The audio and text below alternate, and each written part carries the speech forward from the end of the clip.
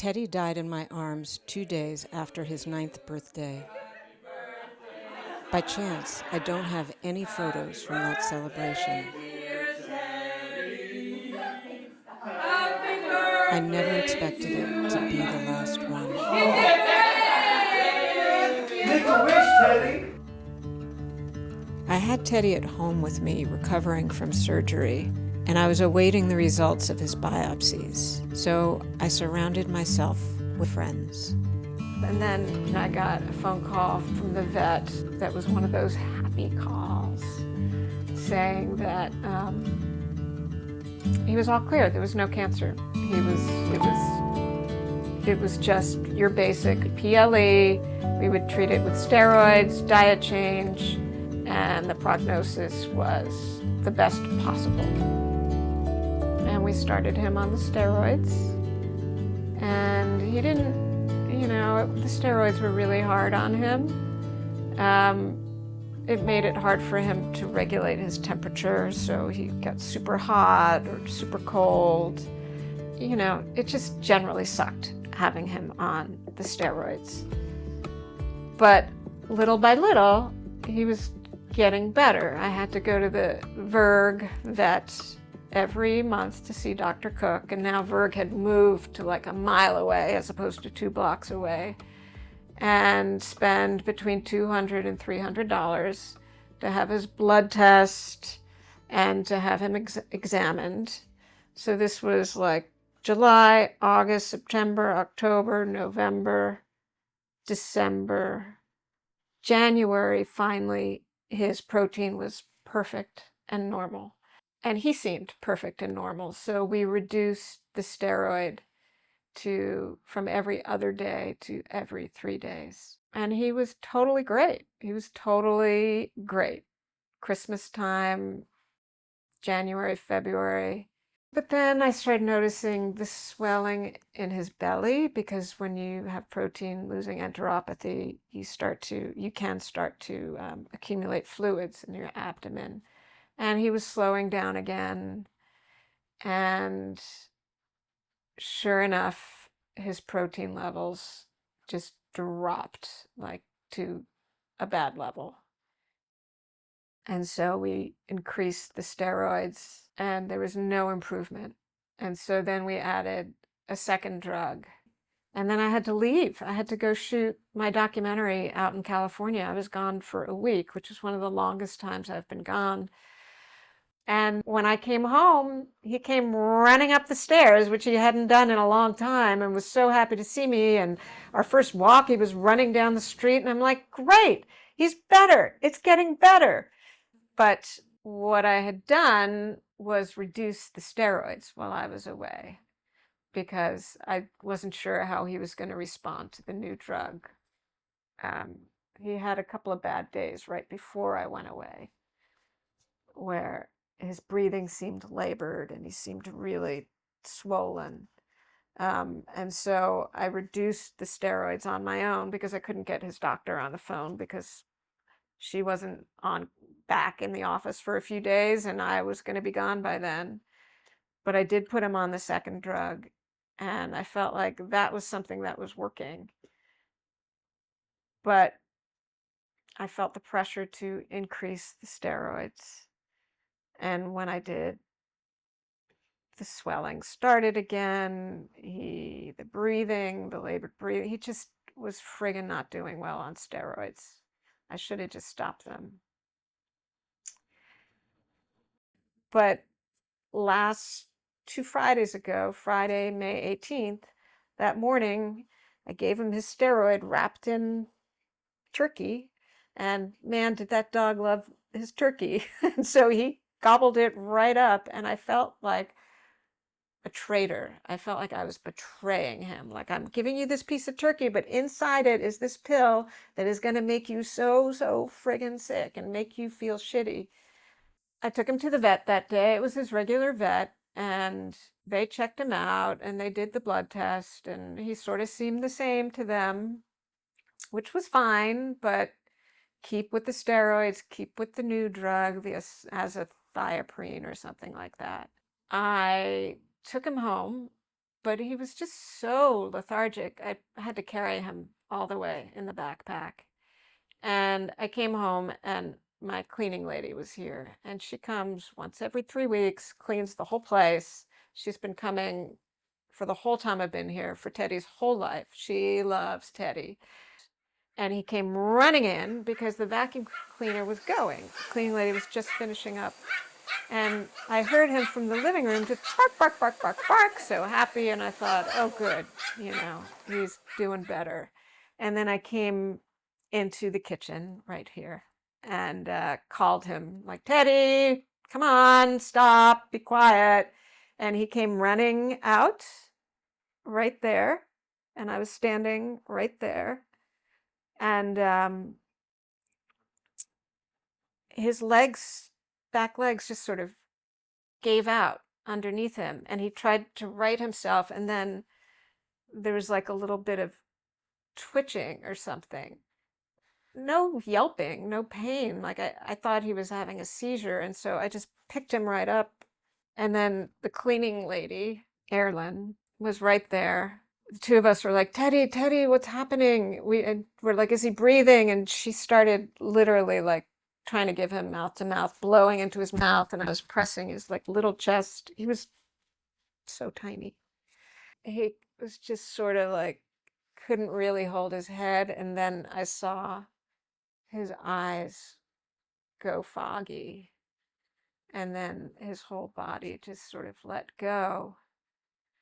And I didn't know if he was alive. I didn't know if he was breathing. I just couldn't tell. And so I was like, I've just got to get him to a vet. I don't know what's going on.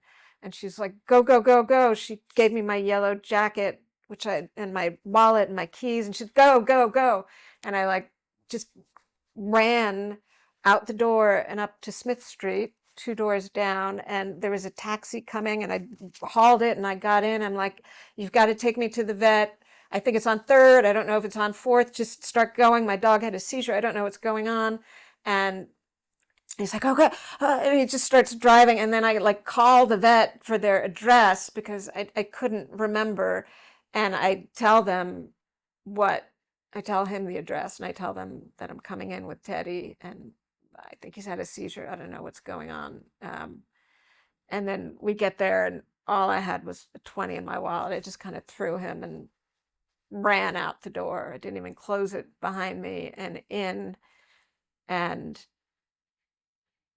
put him down on the counter. And and I said, I don't know. And he was so still. And immediately there were like doctors triage there, and they wanted to take him from me. And I was like, no, no, no. And I don't even know how we got back in my arms, but I said, if he's going to die, he is going to die in my arms. There's no way I'm letting go of this dog. And they're like, oh, okay, okay. And they just sort of like took me back and then up in an elevator. And then I was in this whole other world in the vet that I had never seen before. And I was tunnel vision. All I remember is putting him down on this table, and there was the vet there, and she was listening, trying to listen.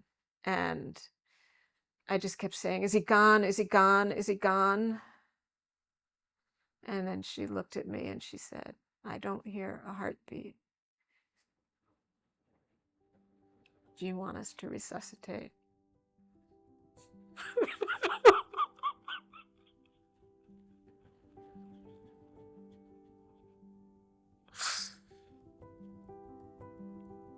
I said, no. I had seen his eyes go. I knew if they brought him back to life, he would probably be so brain damaged and blind and paralyzed. Like, what would be the friggin' point of that? He went on his own time, and so peacefully, and in my arms. and basically in the kitchen of the house that he loved so much.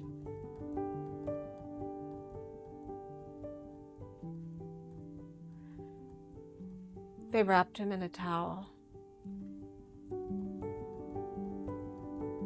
and gave him to me. And he was so warm. It was like he was just sleeping.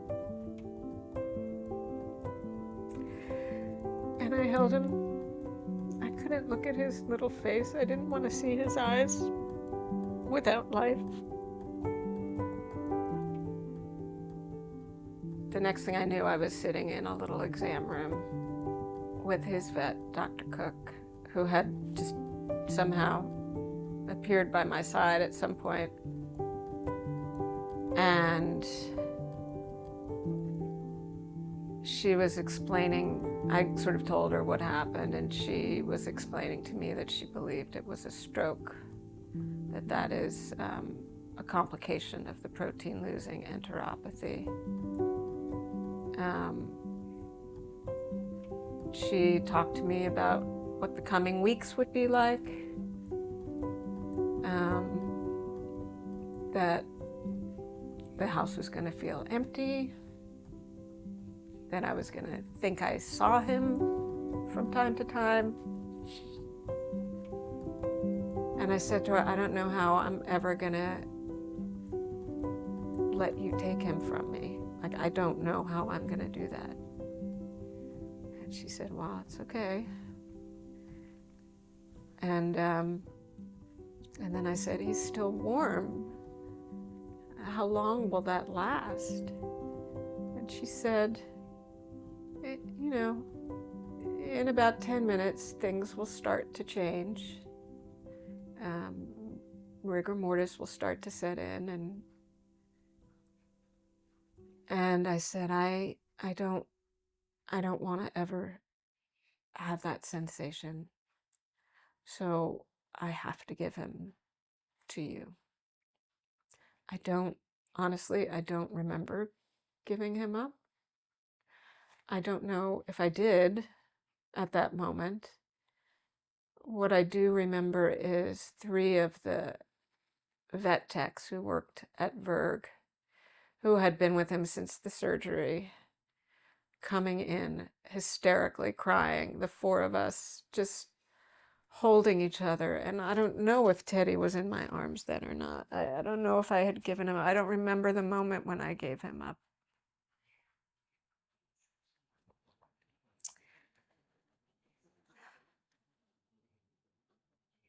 And then I had to sign some papers about cremation. And they said they would pay for the cremation, the hospital would. And I want them to call me a car. And I said, no, I'll walk. And then 4 o'clock, I walked out without a dog. Teddy was gone. In a half hour, the whole thing. And my friend Rena called. And she had just arrived at my house. She was due at 4 o'clock. At 4 o'clock, we were supposed to be here welcoming her. And Teddy loved company. Oh my God. And he loved Rena. And I asked her to come and get me. And so she drove the mile and picked me up. And I don't remember coming back in here. I don't remember coming back in here. I don't remember anything until we were just walking around the neighborhood. We just walked. We walked to the little park, Teddy's park. We walked to the river. We walked through Brooklyn Heights, and we walked all the way to downtown Brooklyn where I had tickets to see a movie. I was like, let's go see the movie. And we went into the Alamo Draft House. And then we're just sitting at a bar having a beer. And shock is an amazing thing. Shock is really, really an amazing thing. It lets you experience by degrees. And the shock takes so long to wear off. It's like the peeling of an onion, the way you come to accept the loss.